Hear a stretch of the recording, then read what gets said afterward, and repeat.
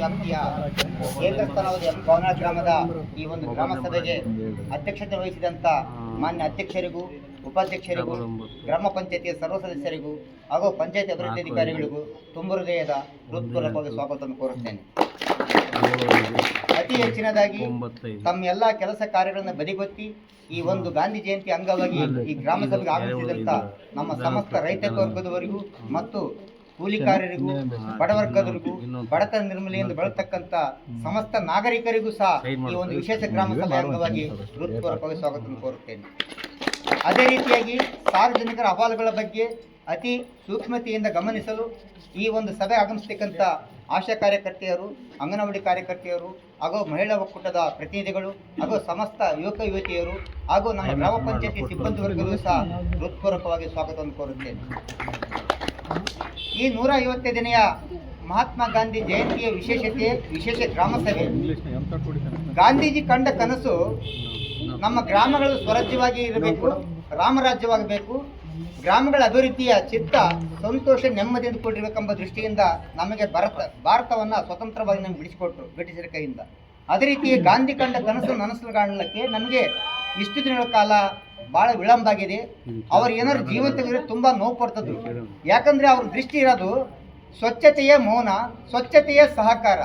ನಾವು ಏನಾದ್ರು ಉತ್ತಮವಾಗಿ ಆರೋಗ್ಯವಾಗಿ ಬದುಕಬೇಕಾದ್ರೆ ಉತ್ತಮವಾದ ಗಾಳಿ, ಪರಿಸರ ಮತ್ತು ನಮ್ಮ ಪರಿಸರ ಸ್ನೇಹ ಹೇಗಿರ್ತಕ್ಕಂಥ ನಮ್ಮ ಮನೆ ವಾತಾವರಣ, ಅದ್ರ ಬಗ್ಗೆ ತಾವೆಲ್ಲರೂ ಗಮನ ಕೊಡಬೇಕು.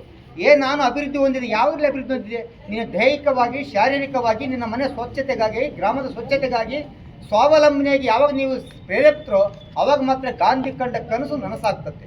ಅದಕ್ಕಾಗಿ ನಮ್ಮ ಕೇಂದ್ರ ಸರ್ಕಾರದಿಂದ ಸ್ವಚ್ಛ ಭಾರತ ಮಿಷನ್ ಯೋಜನೆಯಡಿಯಲ್ಲಿ ಸುಮಾರು 4 ವರ್ಷಗಳ ಕಾಲ ಈ ಒಂದು ಜನರ ಮಾಹಿತಿಗಾಗಿ ಮತ್ತು ನಮ್ಮ SLW ಸ್ವಚ್ಛ ವಾಹನ ಬಂದಾಗ ಮಾತ್ರ ಕಡ್ಡಾಯವಾಗಿ ತಾವು ಎಲ್ಲ ಕುಟುಂಬದ ಮುಖ್ಯಸ್ಥರು ಮತ್ತು ಸದಸ್ಯರುಗಳು ಮನವಿ ಮಾಡೋದಿಷ್ಟೇ, ನಿಮ್ಮ ಕಸವನ್ನು ನಮ್ಮ ಸ್ವಚ್ಛ ವಾಹಿನಿ ನೀಡ್ರಿ.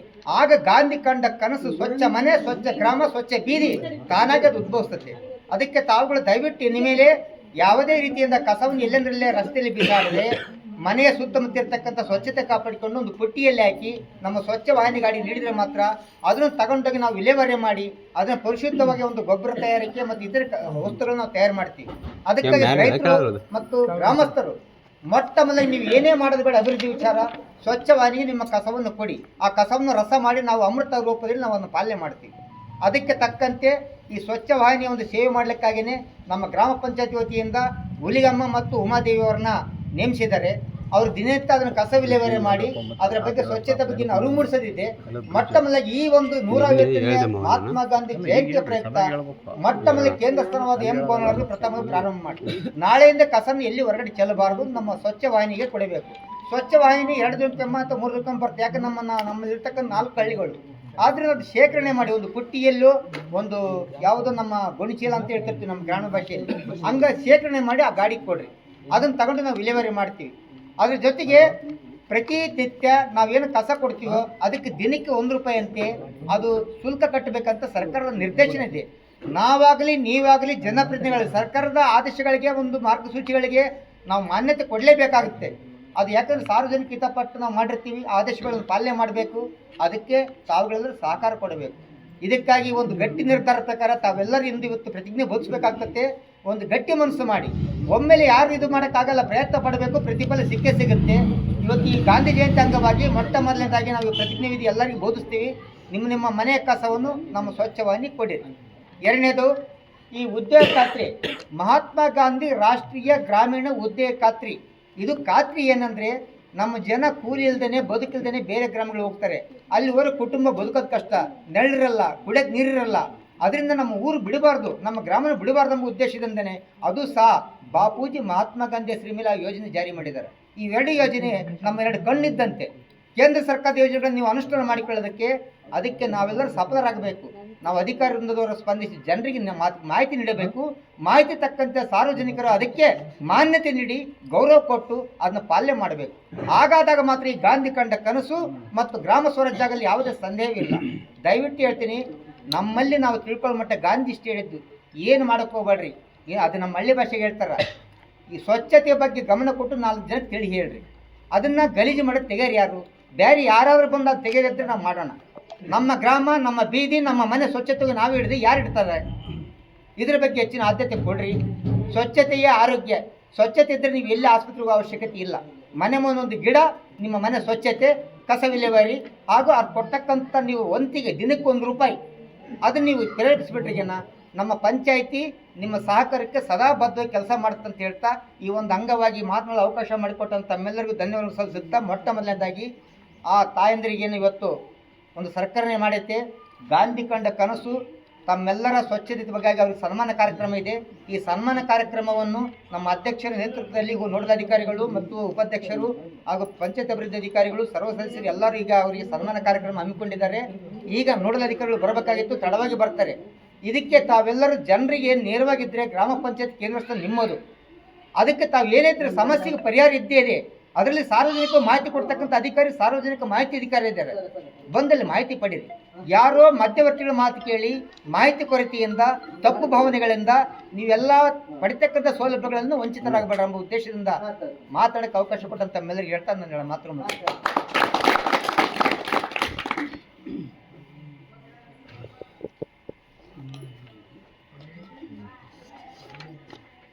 ಸ್ವಚ್ಛತೆ ಬಗ್ಗೆ ಮತ್ತು ರಾಷ್ಟ್ರೀಯ ಉದ್ಯೋಗ ಖಾತ್ರಿ ಯೋಜನೆ ಬಗ್ಗೆ ಕೆಲವೊಂದು ವಿಷಯಗಳನ್ನು ನಿಮ್ಮ ಮುಂದೆ ಹಂಚಿಕೆ ಮಾಡಿದರು. ಜೊತೆಗೆ ಈಗ ನಮ್ಮ ಗ್ರಾಮ ಪಂಚಾಯಿತಿಯ ಸ್ವಚ್ಛತೆಗಾರರ ಇಬ್ಬರಿಗೆ ಈ ಒಂದು ಸನ್ಮಾನ ಕಾರ್ಯಕ್ರಮವನ್ನು ಇಟ್ಕೊಂಡಿದ್ದೀವಿ. ಆ ಇಬ್ಬರನ್ನು ಸನ್ಮಾನಿಸಲು ಗೌರವಾನ್ವಿತ ಅಧ್ಯಕ್ಷರು ಮತ್ತು ಉಪಾಧ್ಯಕ್ಷರು, ಸರ್ವ ಸದಸ್ಯರು ಮತ್ತು ಪಂಚಾಯತ್ ಅಭಿವೃದ್ಧಿ ಅಧಿಕಾರಿಗಳು, ಊರಿನ ಒಂದಿಬ್ಬರು ಮುಖಂಡರು ಬಂದು ಈ ಒಂದು ಸ್ವಚ್ಛತೆಗಾರರಿಗೆ ಸನ್ಮಾನಿಸಬೇಕಂತ ವಿನಂತಿಸ್ಕೊಳ್ತಾ ಇದ್ದೀವಿ. ಅದೇ ರೀತಿಯಾಗಿ ಆಶಾ ಕಾರ್ಯಕರ್ತರು ಕೂಡ ಈ ಒಂದು ಸನ್ಮಾನ ಕಾರ್ಯಕ್ರಮದಲ್ಲಿ ಭಾಗವಹಿಸಬೇಕು. ಎಲ್ಲ ಮಹಿಳೆಯರು ಎಲ್ಲರೂ ಭಾಗಿಯಾಗಬೇಕು.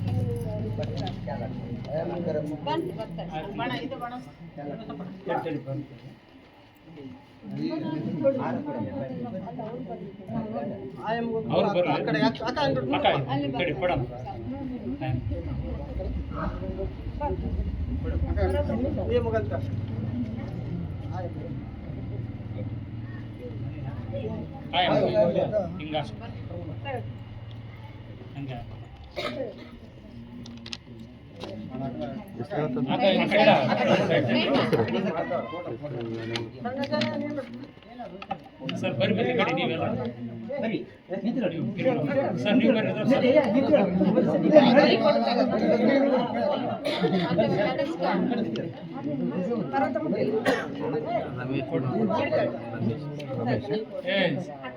ಶಿವರಾಜ್ ನೋಡಿ ಶಿವರಾಜ್ ಬರಿ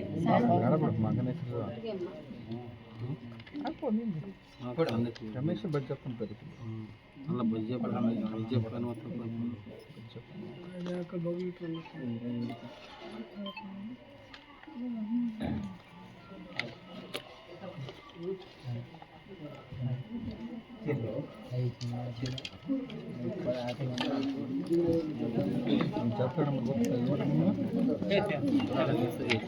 ಫೋನ್ ನಂಬರ್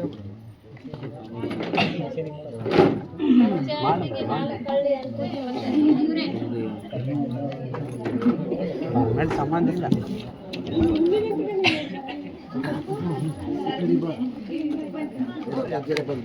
ಸ್ವಚ್ಛತಾ ಸಿಬ್ಬಂದಿಗೆ ಗೌರವಿಸಿದಂಥ ಎಲ್ಲ ಸನ್ಮಾನಿಸಿದಂಥ ಎಲ್ಲರಿಗೂ ಹೃತ್ಪೂರ್ವಕ ವಂದನೆಗಳನ್ನು ತಿಳಿಸುತ್ತಾ ಈಗ ನಮ್ಮ ಗ್ರಾಮ ಪಂಚಾಯತಿಯ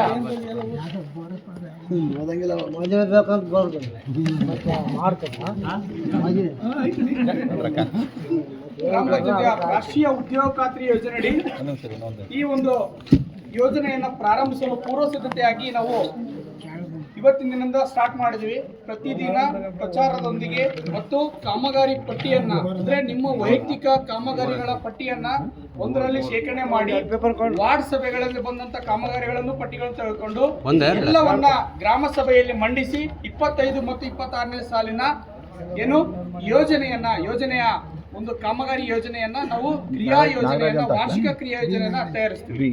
ಜೊತೆಗೆ ಏನಾಗಿದೆ ಅಂದ್ರೆ ಪಟ್ಟಿಯಲ್ಲಿ ಎಲ್ಲ ಹೆಸರು ಇರ್ತವೆ. ಏನು ಇವಾಗ ವೈಯಕ್ತಿಕ ಕಾಮಗಾರಿ ಅಂದ ತಕ್ಷಣ ಎಲ್ಲರೂ ಕೊಟ್ಬಿಡ್ತಾರೆ, ದನದ ಕೊಟ್ಟಿಗೆ ನನಿಬೇಕಂತ. ಅದು ಕಟ್ಟಿಕೊಳ್ಳುವಂತ ರೂಪ ಅಂದ್ರೆ ಯಾರು ಕಟ್ಕೊಳ್ಳಲ್ಲ ಅದನ್ನ. ಸುಮ್ಮನೆ ಕ್ರಿಯಾ ಯೋಜನೆಯಲ್ಲಿ ಹೆಸರೊಂದೇ ಆಗ್ಬಾರ್ದು. ಆ ಕ್ರಿಯಾ ಯೋಜನೆಯಲ್ಲಿ ಬಂದಿರುವಂತ ಪಟ್ಟಿಗಳನ್ನು ನೀವು ಬರ್ಸಿದ ಮೇಲೆ ಅವು ಕ್ರಿಯಾ ವಾರ್ಡ್ ಸಭೆಯಲ್ಲಿ ಬರ್ಸಿರ್ಬೋದು, ಇಲ್ಲ ಗ್ರಾಮ ಪಂಚಾಯತಿ ಬಂದು ಬರ್ಸಿರ್ಬೋದು, ಇಲ್ಲ ನಮ್ದು ಗ್ರಾಮ ಸಭೆಯಲ್ಲಿ ಬರ್ಸಿರ್ತೀರ. ಅಂತ ಬರೆಸಿದಂತ ಕಾಮಗಾರಿಗಳನ್ನು ಕಂಪಲ್ಸರಿಯಾಗಿ ನಾವು ಕ್ರಿಯಾ ಯೋಜನೆಯಲ್ಲಿ ಇಟ್ಟೇ ಇರ್ತೀವಿ. ನೀವು ದಯವಿಟ್ಟು ಬಂದು ಅದನ್ನ ಈ ವರ್ಷಕ್ಕೆ ಅಂತ್ಯ ಮಾಡ್ಕೋಬೇಕು. ಮತ್ತೆ ವರ್ಷ ಒಂದು ಕ್ರಿಯಾ ಯೋಜನೆಯನ್ನು ಪದೇ ನಾವು ಅದೇ ಹೆಸರು ಕಳಿಸಿದ್ರೆ ಕ್ರಿಯಾ ಯೋಜನೆಗೆ ನಮಗೆ ಜನಸಂಖ್ಯೆ ಆಧಾರಿತವಾಗಿ ಅದಕ್ಕೆ ಅಮೌಂಟ್ ಬರುತ್ತೆ. ಇವಾಗ ಉದಾಹರಣೆ ನಾವು 100 ಕಳಿಸಿದ್ವಿ ಅಂದ್ರೆ ಅದರಲ್ಲಿ ಮಾಡ್ಕೊಳ್ಳೋದು ಅರ್ಥ ಆಗಬಾರ್ದು. ಯಾಕೆ ಅರ್ಥ ಆಗಬಾರ್ದು ಅಂದ್ರೆ ಎಲ್ಲವೂ ಆದ್ರೆ ಮುಂದಿನ ಹಂತಕ್ಕೆ ಹೊಸಬರಿಗೆ ಚಾನ್ಸ್ ಸಿಗ್ತದೆ. ಹೊಸಬ್ರು ನೆಕ್ಸ್ಟ್ ಇಯರ್ ನಾವು ಕಟ್ಕೊಂತೀವಲ್ಲಪ್ಪ ಅನ್ನೋ ಅವ್ರಿಗೆ ಸಿಗುತ್ತೆ. ಅದಕ್ಕೆ ಇದೇನಾಗುತ್ತೆ ಅಂದ್ರೆ ಗ್ರಾಮ ಸಭೆಯಲ್ಲಿ ಬರೆಸಿದಂತ ಕ್ರಿಯಾ ಯೋಜನೆಯನ್ನ ಅಂದ್ರೆ ಗ್ರಾಮ ಸಭೆಯಲ್ಲಿ ಬರೆದಿದ ಮೇಲೆ ನಾವು ಕ್ರಿಯಾ ಯೋಜನೆಯಲ್ಲಿ ಇಟ್ಟಿಲ್ಲ ಅಂದ್ರೂ ಕೂಡ ನಿಮ್ಗೆ ಅಪ್ರೂವಲ್ ಆಗಿರುತ್ತೆ. ಅದು ನಾವು ಕ್ರಿಯಾ ಯೋಜನೆಯಲ್ಲಿ ಇಟ್ಟಿಲ್ಲ ಅಂದ್ರೂ ಅಪ್ರೂವಲ್ ಆಗಿರುತ್ತೆ. ನೆಕ್ಸ್ಟ್ ನೀವು ರೆಡಿ ನಾವು ಕಟ್ಕೊಂತೀವಿ ಅಂದಾಗ ನಾವು ಹೆಚ್ಚುವರಿ ಕ್ರಿಯಾ ಯೋಜನೆ ತಯಾರಿಸಿ ನಂತರ ನಿಮ್ಗೆ ಅಪ್ರೂವಲ್ ಮಾಡಿಸಿ ಕೊಡ್ತೀವಿ. ಇಷ್ಟು ನಮ್ಗೆ ಹೇಳ್ತಾ ಇರೋದು. ಅದೇ ರೀತಿಯಾಗಿ ಇನ್ನ ನಿಮ್ಮ ಒಂದು ಬೇಡಿಕೆ ಪ್ರಕಾರ ಆರ್ಥಿಕ ವರ್ಷದಲ್ಲಿ ಗ್ರಾಮೀಣ ಪ್ರದೇಶದಲ್ಲಿ ಪ್ರತಿ ಕುಟುಂಬ 100 ದಿನ ಕಡಿಮೆ ಇಲ್ಲದಂತೆ ನಾವು ಕೆಲಸವನ್ನ ಕೊಡಕ್ಕೆ ನಮ್ಗೆ ಎಷ್ಟು ಸಾಧ್ಯನೋ, ಈಗ ನೀರಾವರಿ ಪ್ರದೇಶ ಕೆಲಸ ಎಷ್ಟು ಸಾಧ್ಯನೋ ಅಷ್ಟು ನಾವು ಕೆಲಸಗಳನ್ನ ಕೊಡ್ತಾ ಇದೀವಿ. ಮತ್ತೆ ಉದ್ಯೋಗವನ್ನು ಕೊಡ್ತಾ ಇದ್ವಿ. ಬಡವರ ಜೀವನೋಪಾಯ ಸಂಪನ್ಮೂಲವನ್ನು ಬಲಪಡಿಸುವುದು, ಸ್ವಯಂ ಪ್ರೇರಿತವಾಗಿ ಸಾಮಾಜಿಕವಾಗಿ ಒಗ್ಗೂಡುವಿಕೆಯನ್ನ ಖಾತ್ರಿಪಡಿಸುವುದು, ಪಂಚಾಯತ್ ರಾಜ್ ಸಂಸ್ಥೆಯ ಬಲಪಡಿಸುವುದು. ನಿಮ್ಗಾಲೇ ಗೊತ್ತಿದೆ, ದಿನದ ಕೂಲಿಯ ಒಂದು ದಿನಕ್ಕೆ ಸಮಾನ ಕೂಲಿ, ಗಂಡು ಮತ್ತು ಹೆಣ್ಣು ಮಕ್ಕಳು ಇಬ್ಬರಿಗೂ ಸಮಾನ ಕೂಲಿಯಾಗಿ 340 ಸಮಾನ ಕೂಲಿಯಾಗಿ ನಾವು ಕೊಡ್ತಾ ಇದೀವಿ. ಈಗ ಮೊದಲು ಏನಾಗಿತ್ತು ಅಂದ್ರೆ ವೈಯಕ್ತಿಕ ಕಾಮಗಾರಿಗಳ ವಿಚಾರಕ್ಕೆ ಬಂದ್ರೆ ದನದ ಕೊಟ್ಟಿಗೆ ಮಿನಿಮಮ್ 4 ದನಗಳು ಇರಲೇಬೇಕು. ಅದಕ್ಕೆ ಮೊದಲು ಸಾಮಾನ್ಯ ವರ್ಗದವರಿಗೆ ಮತ್ತೆ ಪರಿಶಿಷ್ಟ ಜಾತಿ ಪರಿಶಿಷ್ಟ ಪಂಗಡಕ್ಕೆ ಬೇರೆ ಅಮೌಂಟ್ ಇತ್ತು. ಈಗಿಲ್ಲ, ಎಲ್ಲರಿಗೂ ಒಂದೇ ರೀತಿಯಾಗಿ 57,000 ಇದೆ.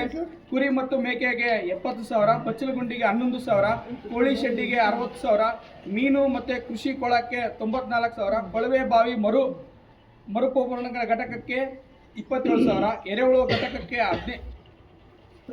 20,000, ತೆರೆದ ಬಾವಿಗೆ 1,50,000, ಅಜೋಲಾ ಘಟಕ ಅಂತೇಳಿ 16,000, ಕೃಷಿ ಹೊಂಡ ನಿರ್ಮಾಣಕ್ಕೆ 12 ಮತ್ತೆ 3 ಅಂದ್ರೆ ಇದು 12 × 12 ಅಂತ ಅಂದ್ರೆ ಅದಕ್ಕೆ ಒಂದು ಮೀಟರ್ ಲೆಕ್ಕದಲ್ಲಿದೆ. ಮೀಟರ್ ಲೆಕ್ಕ ಅದಕ್ಕೆ ಎಷ್ಟಿದೆ? 1,92,000. ಅದೇ 15 ಮಾಡಿದ್ರೆ ಮತ್ತೆ 1,49,000 ಇದೆ. ಮತ್ತೆ ಬದು ನಿರ್ಮಾಣಕ್ಕೆ ಅದು 35,000.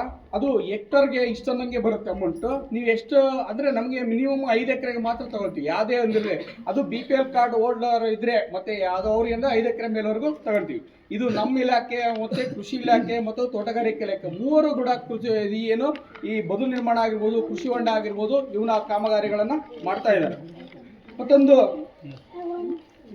ಹಂದಿ ಕೊಠಡಿ ಅಂತೇಳಿ ಮತ್ತೆ ಅದೊಂದು 87,000 ಇದೆ. ಇಷ್ಟು ನಮಗೆ ಕಾಮಗಾರಿಗಳನ್ನ ನಮ್ಮ ಇಲಾಖೆ ಮತ್ತು ಕೃಷಿ ಇಲಾಖೆ ಮತ್ತೊಂದು ತೋಟಗಾರಿಕೆ ಇಲಾಖೆ, ಈ 3 ಇಲಾಖೆಗಳನ್ನ ಮಾಡ್ತೀವಿ. ಮತ್ತು ತೋಟಗಾರಿಕೆಯಿಂದ ಸಪರೇಟ್ ಆಗಿ ಹೇಳ್ಬೇಕಪ್ಪ ಅಂದ್ರೆ ಈ ದಾಳಂಬರೆ 5 × 5 1 ಹೆಕ್ಟರ್ಗೆ 400 ಗಿಡಗಳನ್ನ ಕೊಡ್ತಾರೆ. ಅವರು 56,354. ತೆಂಗು 1 ಹೆಕ್ಟರ್ಗೆ 100 ಗಿಡಗಳನ್ನ ಕೊಡ್ತಾರೆ, 58,628. ಮಾವು ಸಪೋಟ 1 ಹೆಕ್ಟರ್ಗೆ 100 ಗಿಡ ಕೊಡ್ತಾರೆ, 49,657. ಮಾವು ಸಪೋಟ 1 ಹೆಕ್ಟರ್ಗೆ 277 ಗಿಡಗಳು ಕೊಡ್ತಾರೆ, 1,28,257. ಸೀಬೆ 1 ಹೆಕ್ಟರ್ಗೆ 277 ಗಿಡ ಕೊಡ್ತಾರೆ, 1,28,257. ಸೀಬೆ 1 ಹೆಕ್ಟರ್ಗೆ 400 ಗಿಡ ಕೊಡ್ತಾರೆ, ಅಂದರೆ 1,82,877. ಮತ್ತು ಕಿತ್ತಾಳೆ, ನಿಂಬು ಇವೆಲ್ಲವೂ 39,277 ಗಿಡ ಕೊಡ್ತಾರೆ, 39,270. ನೇರಳೆ 46,122 1 ಹೆಕ್ಟರ್ಗೆ. ನುಗ್ಗೆ 1 ಹೆಕ್ಟರ್ಗೆ 946 ಗಿಡ ಕೊಡ್ತಾರೆ, 57,858. ಅಂಜೂರ ಕೂಡ 1 ಹೆಕ್ಟರ್ಗೆ 666 ಗಿಡಗಳನ್ನು ಕೊಡ್ತಾರೆ, 84,907 ರೂಪಾಯಿ. ಕರಿಬೇವು 1 ಹೆಕ್ಟರ್ಗೆ 444 ಗಿಡಗಳನ್ನು ಕೊಡ್ತಾರೆ, 58,355. ಪಪ್ಪಾಯಿ ಅದು 1 ಹೆಕ್ಟರ್ಗೆ 3,086 ಗಿಡಗಳನ್ನು ಕೊಡ್ತಾರೆ, 1,76,865. ಪಪ್ಪಾಯಿ 1 ಹೆಕ್ಟರ್ಗೆ 1,736 ಗಿಡಗಳನ್ನು ಕೊಡ್ತಾರೆ, 1,01,790 ರೂಪಾಯಿ. ಗುಲಾಬಿ 1 ಎಕರೆಗೆ 2,000 ಗಿಡಗಳನ್ನು ಕೊಡ್ತಾರೆ. ಇಲ್ಲಿ ನೋಡಿ, ಎಕರೆ ಬೇರೆ ಹೆಕ್ಟರ್ ಬೇರೆ. ಮತ್ತೆ 1,12,736. ಗುಲಾಬಿ 1 ಎಕರೆಗೆ, ಅಂದರೆ ನೀವು ಅಲ್ಲಿ ಅಳತಿಗಳನ್ನು ಕೊಡ್ತಾರೆ 1 ಇಂಟು 2 ಅಂತ, ಅಂದರೆ ಅದು ಅಷ್ಟು ಗ್ಯಾಪ್ನಲ್ಲಿ ಕೊಡೋದು, ಅದಕ್ಕೆ ಕಡಿಮೆ ಆಗ್ತದೆ. ಒಂದು ಕಡೆ ಹತ್ರ ಇಡ್ತೀವಪ್ಪ ಅಂದರೆ ಅವು ಕಡಿಮೆ 1,481 ಗಿಡ ಕೊಡ್ತಾರೆ. ಮತ್ತು ಮಲ್ಲಿಗೆ ಇದೆ, ಅದು ಅರ್ಧ ಎಕರೆಗೆ 320 ಗಿಡಗಳು ಕೊಡ್ತಾರೆ, ಅದು 39,142. ವೈಯಕ್ತಿಕ ಪೌಷ್ಟಿಕ ತೋಟಗಳನ್ನು 14 ಗಿಡಗಳನ್ನು ಕೊಡ್ತಾರೆ, 5,347. ಅಂಗಾಂಶ ಬಾಳೆ ಅಂತೇಳಿ ಅದು 1 ಹೆಕ್ಟರ್ಗೆ 1,79,982. ಡ್ರ್ಯಾಗನ್ ಫ್ರೂಟ್ ಇದು 1 ಎಕರೆಗೆ 1,852 ಗಿಡ ಕೊಡ್ತಾರೆ, 1,59,920. ಇಷ್ಟು ನಾವು ಇಂಡಿವಿಜುವಲ್ ಆಗಿ ಮಾಡ್ಕೊಳ್ಳುವಂಥ ಕಾಮಗಾರಿಗಳು, ವೈಯಕ್ತಿಕವಾಗಿ ಮಾಡ್ಕೊಳ್ಳುವಂಥ ಕಾಮಗಾರಿಗಳಿದ್ದಾವೆ. ಇಷ್ಟನ್ನು ನಾವು ವೈಯಕ್ತಿಕ ಕಾಮಗಾರಿಯಾಗಿ ತಗೋಬೋದು. ಇಷ್ಟು ನಾವು ಈಗ ಹೇಳಿದಂಗೆ ನಾನು ಇದನ್ನು ನೀವು ಯಾರಾದರೂ ಕ್ರಿಯಾ ಯೋಜನೆಯಲ್ಲಿ ಕೊಟ್ಟರೆ, ಅಂದರೆ ಕ್ರಿಯಾ ಯೋಜನೆಯಲ್ಲಿ ಕೊಟ್ಟರೆ ವಾರ್ಷಿಕ ಕ್ರಿಯಾ ಯೋಜನೆಯನ್ನು ತಯಾರಿಸೋಕ್ಕೆ ನಮಗೆ ಸಾಧ್ಯ ಆಗುತ್ತೆ. ಇದು 25 ಮತ್ತು 26ನೇ ಸಾಲಿನ ನಂಬರು, ಫೋನ್ ನಂಬರ್ ಅಂತ ಹಾಕಿ ಕ್ರಿಯಾ ಯೋಜನೆ ಆಗಿರುತ್ತೆ. ಇಷ್ಟು ನಾನು ಹೇಳಿದಂಗೆ ಮಹಾತ್ಮ ಗಾಂಧಿ ರಾಷ್ಟ್ರೀಯ ಉದ್ಯೋಗ ಖಾತ್ರಿ ಯೋಜನೆಯಡಿ